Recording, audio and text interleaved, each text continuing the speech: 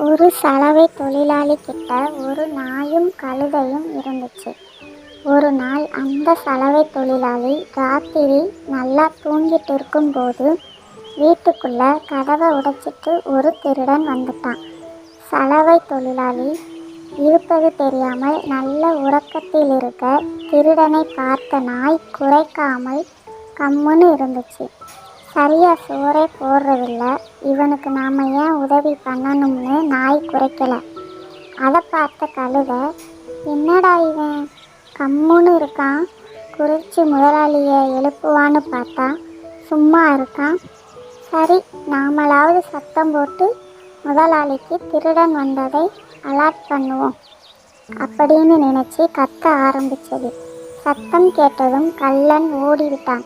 தூக்கத்தில் இருந்து எந்திரிச்ச சலவை தொழிலாளி ஒரு கட்டையை எடுத்து பலார்னு கழுதை தலையில ஒரு அடி. கூறு கட்ட கழுதை, நேரங்காலம் தெரியாம சுத்திக்கிட்டு இருக்கேன்னு கழுதையை திட்டிட்டு திரும்பவும் படுத்துக்கிட்டான். என்ன வேலை கொடுத்துருக்கோ அதை மட்டும்தான் செய்யணும், ஓவரா சீன் போட்டா இப்படித்தான் நடக்கும் என்று நாய் நினைச்சது.